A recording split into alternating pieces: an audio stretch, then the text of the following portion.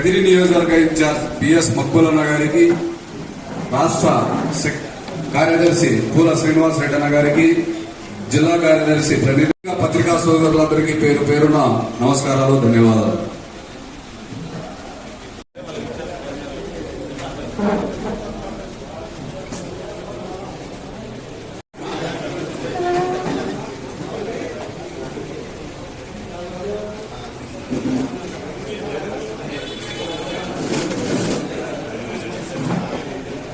జై జగన్, జగన్మోహన్ రెడ్డి గారి నాయకత్వం, జగన్మోహన్ రెడ్డి గారి నాయకత్వం, జగన్మోహన్ రెడ్డి గారి నాయకత్వం, జై జగన్, జై జగన్, జై జగన్.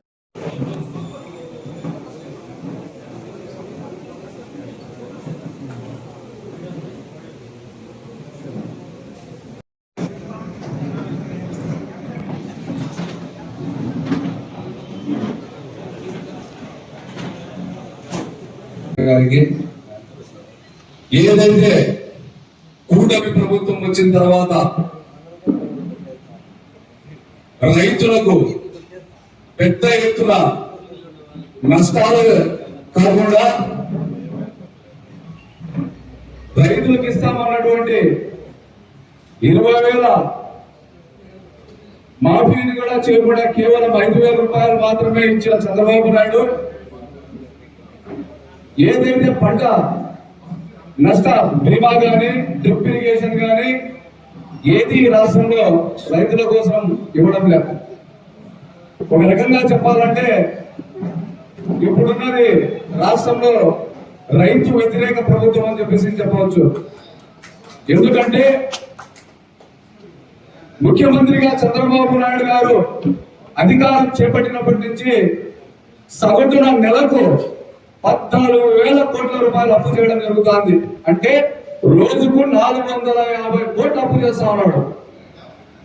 రోజుకు 450 కోట్ల అప్పు చేస్తా ఉంటే ఈ రోజు పంటలు వేసుకొని దానికి దిగుబడికి వేయాల్సిన యూరియాని అందించడంలో కూడా విఫలమైంది కూటమి ప్రభుత్వం. ఏదైతే పంట దిగుబడి కోసం రైతులు యూరియా వాడతారో ఆ యూరియాని బ్లాక్ మార్కెట్ లో కూటమి నాయకులు, తెలుగుదేశం పార్టీ ఎమ్మెల్యేలు పక్క రాష్ట్రాలకు అమ్ముకోవడం జరుగుతోంది. ఈ మధ్య కాలంలో విజిలెన్స్ రైడ్స్ చేయడం జరిగింది రాష్ట్రంలో, పక్క రాష్ట్రాల్లో. ఆంధ్రప్రదేశ్ కి చెందినటువంటి యూరియా 14,000 టన్నులు పక్క రాష్ట్రాలకు తరలి వెళ్ళిందని చెప్పేసి విజిలెన్సే ఒక రిపోర్ట్ ఇవ్వడం జరిగింది. 400 టన్నులు పక్క రాష్ట్రమైన తెలంగాణలో దొరకడం జరిగింది.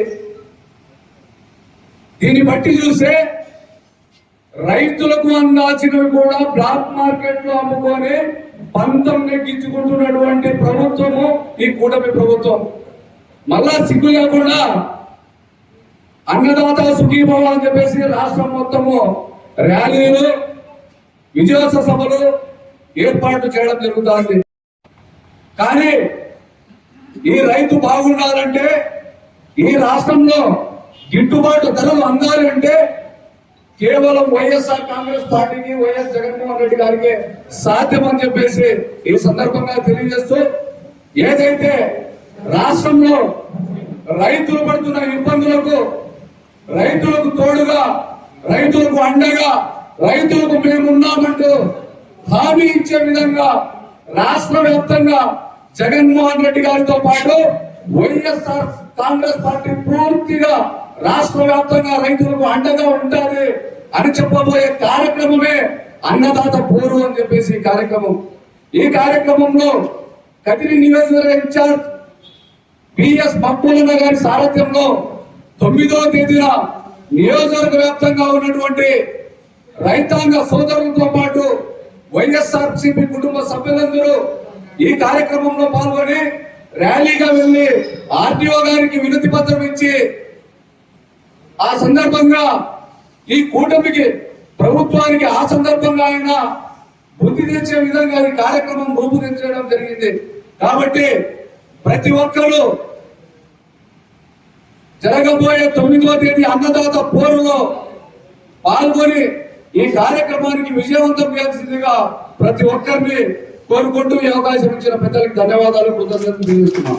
కాంగ్రెస్ పార్టీ అధ్యక్షులు మా నాయకులు జగన్మోహన్ రెడ్డి గారు ఇచ్చిన పిలుపు మేరకు 9వ తేదీన రైతు సోదరుల్ని, రైతు సంఘాల వాళ్ళని కలుపుకుంటూ వైఎస్ఆర్ కాంగ్రెస్ పార్టీ శ్రేణులు రైతులకు జరుగుతున్న అన్యాయాన్ని, రైతులకు అందాల్సిన ఎరువుల్ని యూరియాతో సహా వాళ్ళ గిట్టుబాటు ధరలతో సహా రైతులకు జరిగిన ప్రతి అన్యాయాన్ని వివరిస్తూ మనమందరం కలిసి ర్యాలీగా వెళ్ళి ఆర్డీఓ ఆఫీస్కి వెళ్ళి ఆర్డీఓ గారికి వినతి పత్రం ఇచ్చే కార్యక్రమం 9వ తేదీన జరుగుతుంది. వైఎస్ఆర్ కాంగ్రెస్ పార్టీ శ్రేణులకు ప్రతి ఒక్కరికి పిలుపునిస్తున్నాం.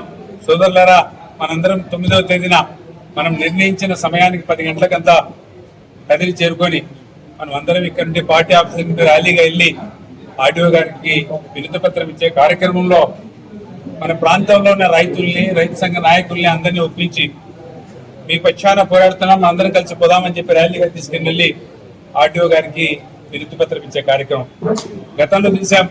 వైఎస్ఆర్ గారి దగ్గర నుండి, రాజశేఖర్ గారి దగ్గర నుండి జగన్మోహన్ రెడ్డి వరకు రైతుల పక్షపాతుల వాళ్ళు.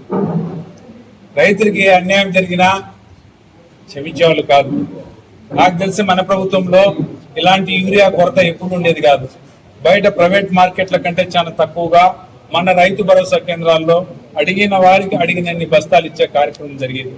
ఇంటి దగ్గరికి ఇచ్చే కార్యక్రమం అంటే మీ గ్రామంలోకి వచ్చి మన రైతు భరోసా కేంద్రాల్లో పెట్టి మనకి అందించే కార్యక్రమం జరిగేది.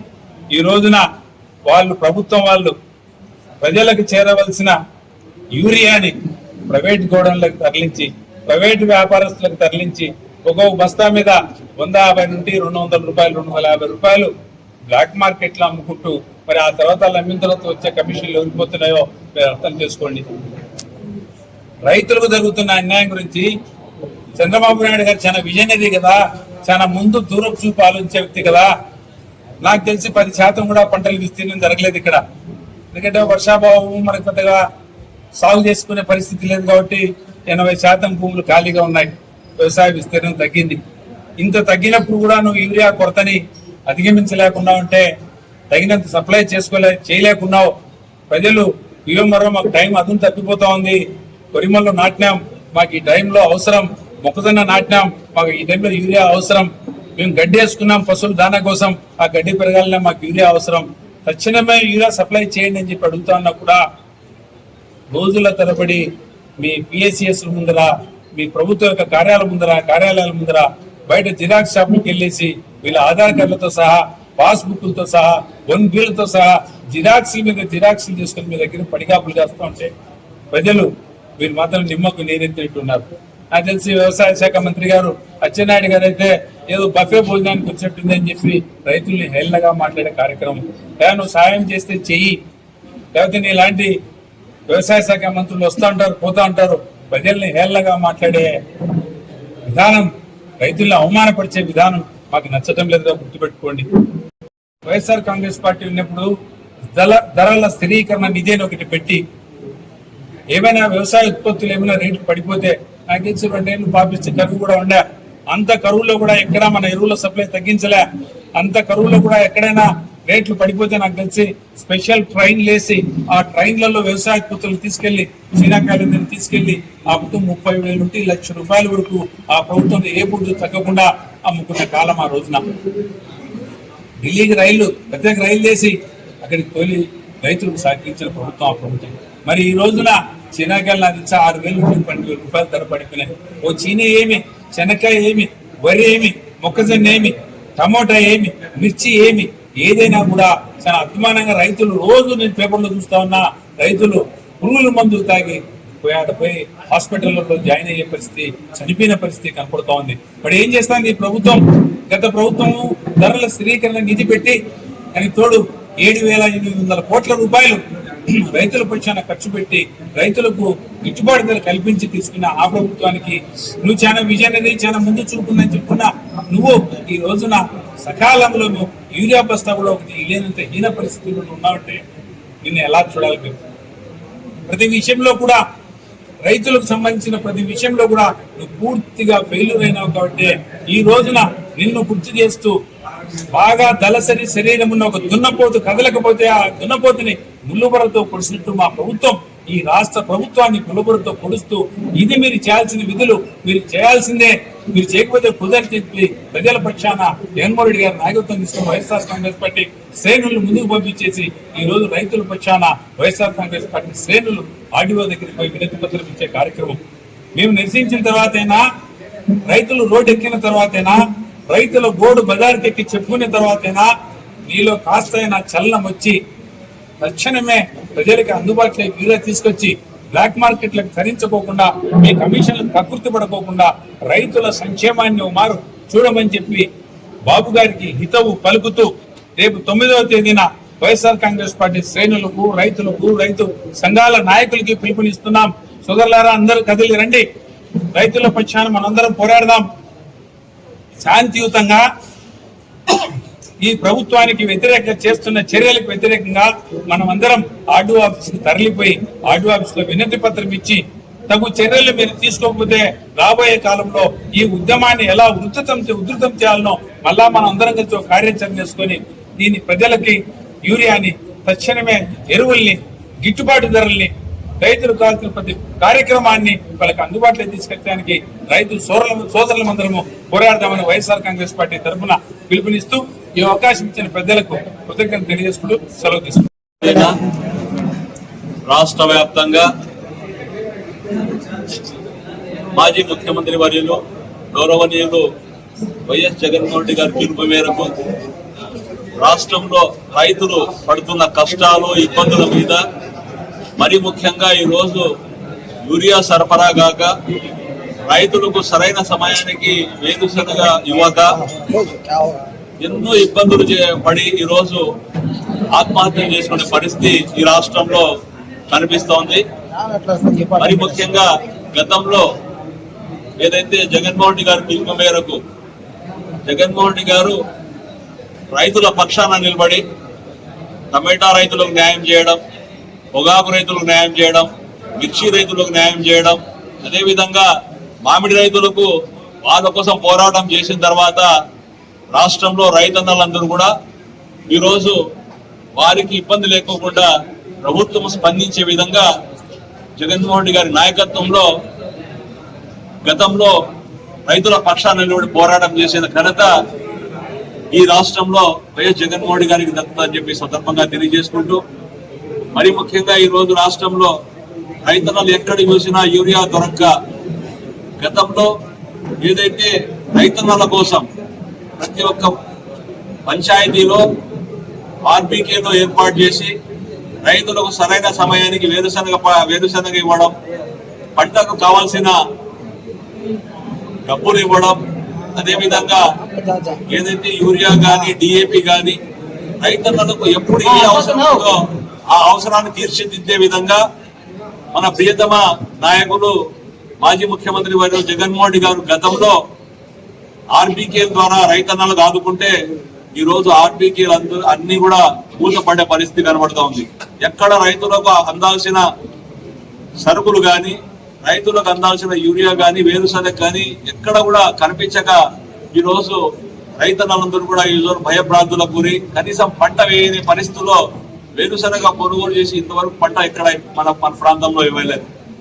కాబట్టి ఇలాంటి పరిస్థితుల్లో మరొకసారి రైతన్నలకు అండగా ఉండాలని చెప్పి జగన్మోహన్ రెడ్డి గారి పిలుపు మేరకు ఈ నెల 9వ తేదీన ఆర్టీఓ ఆఫీస్ దగ్గర నిరసన తెలియజేసి రైతుల పక్షాన నిలబడి రైతుల తక్షణమే యూరియా సరఫరా చేయాలి, రైతులకు ఆదుకోవాలి, రైతన్నలకు గతంలో ఇచ్చిన రైతు భరోసాలు కేంద్రాల్లో ఇచ్చిన విధంగా ఇప్పుడు కూడా వారికి తక్షణమే సరఫరా చేయాలని చెప్పి ఈ రోజు మేమందరూ కూడా రైతుల పక్షాన నిలబడి వైఎస్ఆర్ శ్రేణులంతా డిమాండ్ చేస్తూ ఈ నిరసన కార్యక్రమం తెలియజేస్తున్నాం.